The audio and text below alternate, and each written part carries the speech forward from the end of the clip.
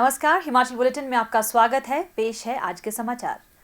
मुख्यमंत्री श्री जयराम ठाकुर ने आज प्रशासनिक सुधार विभाग के ऑनलाइन आरटीआई पोर्टल का शुभारंभ किया। हिमाचल प्रदेश इस पोर्टल को आरंभ करने वाला देश के छोटे राज्यों में प्रथम राज्य और महाराष्ट्र, कर्नाटक और उत्तर प्रदेश के बाद चौथा राज्य बना है। मुख्यमंत्री ने ऑनलाइन पोर्टल आरंभ करने के लिए विभाग के प्रयासों की सराहना करते हुए कहा कि यह आमजन को आरटीआई अधिनियम 2005 के तहत आवेदन करने, सूचना प्राप्त करने और अपील करने में सहायक सिद्ध होगा। लोगों को अब उक्त सुविधाएं उनके घर द्वार पर ही हासिल होंगी। श्री जयराम ठाकुर ने कहा कि इस पहल से सरकारी कार्यालयों में लोगों की आवाजाही कम होगी और लोगों को समय पर सूचना उपलब्ध होगी।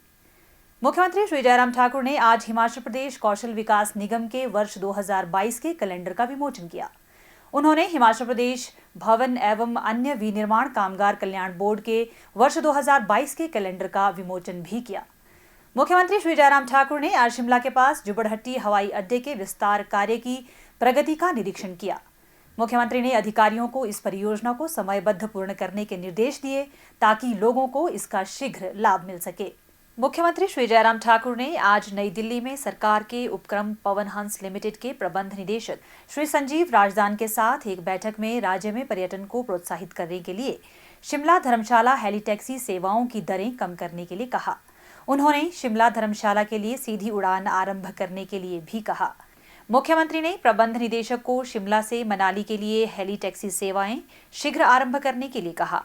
उन्होंने कहा कि राज्य सरकार प्रदेशवासियों और पर्यटकों को बेहतरीन सुविधाएं उपलब्ध करवाने के लिए प्रतिबद्ध है। हेली टैक्सी सेवाओं को सुदृढ़ करने से प्रदेश में पर्यटन को प्रोत्साहन मिलेगा। श्री संजीव राजदान ने मुख्यमंत्री को आश्वस्त किया कि शिमला धर्मशाला हेली टैक्सी की दरें शीघ्र ही कम की जाएंगी। उन्होंने कहा कि पवन हंस द्वारा शिमला से मनाली के लिए उड़ानें आरंभ करने के लिए पूर्ण प्रयास किए जाएंगे।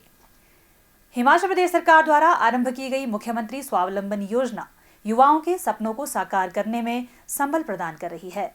प्रदेश के बेरोजगार युवाओं को स्वरोजगार प्रदान करने के उद्देश्य से आरंभ की गई इस योजना के अंतर्गत 18 से 45 वर्ष आयु वर्ग के पुरुष तथा 18 से 50 वर्ष आयु वर्ग की महिलाएं इस योजना का लाभ प्राप्त करने के लिए पात्र हैं। योजना के अंतर्गत 60 लाख रुपए तक की मशीनरी व संयंत्र में निवेश करने पर पुरुषों के लिए 25%, महिलाओं के लिए 30% तथा विधवाओं को 35% पूंजीगत उपदान का प्रावधान है।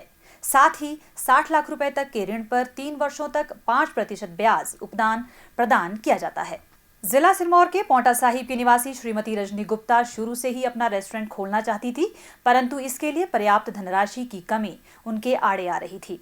अपने सपने को पूरा करने के लिए उन्होंने एकल खिड़की समाधान कार्यालय उद्योग विभाग पौंटा साहिब से मुख्यमंत्री स्वावलंबन योजना की जानकारी प्राप्त की। मुख्यमंत्री स्वावलंबन योजना के तहत ऋण प्राप्त करने के लिए सभी औपचारिकताएं पूर्ण करने के उपरांत श्रीमती रजनी गुप्ता को 40 लाख रुपए का ऋण 30% अनुदान सहित ऋण पर 3 वर्षों तक 5% ब्याज उपदान का लाभ भी मिला। मुख्यमंत्री स्वावलंबन योजना के अंतर्गत प्राप्त 40 लाख रुपए की राशि से उन्होंने NH 907 पौंटा साहिब से यमुनानगर रोड पर बाता पुल से लगभग 500 मीटर की दूरी पर SNV फूड कॉर्नर के नाम से रेस्टोरेंट आरंभ किया। रेस्टोरेंट के आरंभ होने से उन्हें आजीविका का साधन तो मिला ही, वहीं उन्होंने क्षेत्र के 10 अन्य लोगों को भी रोजगार प्रदान किया। SNV फूड कॉर्नर इस योजना के माध्यम से मुख्यमंत्री स्वावलंबन योजना के माध्यम से खोला, जिसके अंतर्गत मुझे सरकार की तरफ से 40 लाख का ऋण प्रदान किया गया। रेस्टोरेंट खोलने के बाद कोरोना की दूसरी लहर आ गई, जिसकी वजह से हमारा कार्य बहुत प्रभावित हुआ, लेकिन सरकार द्वारा दिए गई अनुदान राशि की वजह से हमें बहुत सहायता मिली, जिसके लिए मैं जयराम सरकार का तहे दिल से आभार व्यक्त करती हूँ। मेरा रेस्टोरेंट का सपना पूरा हो सका। मैं एक बार फिर से अपना सपना पूरा होने के लिए जयराम सरकार का, उनकी नीतियों का तहे दिल से आभार व्यक्त करती हूँ। जिला सिरमौर में अब तक मुख्यमंत्री स्वावलंबन योजना के तहत 75 करोड़ रुपए की लागत से 400 इकाइयां स्थापित की गई हैं।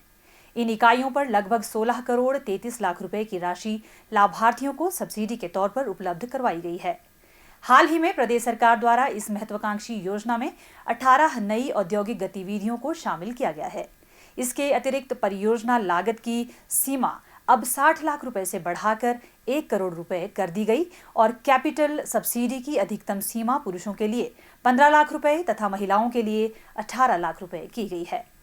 हिमाचल बुलेटिन देखने के लिए सब्सक्राइब करें YouTube channel IPR Himachal, follow करें ट्विटर @DPRHP, लाइक करें Facebook page information and public relations department Himachal Pradesh, visit करें वेबसाइट www.himachalpr.gov.in। इस अंक में इतना ही। कल फिर होगी मुलाकात। दीजिए इजाजत। नमस्कार।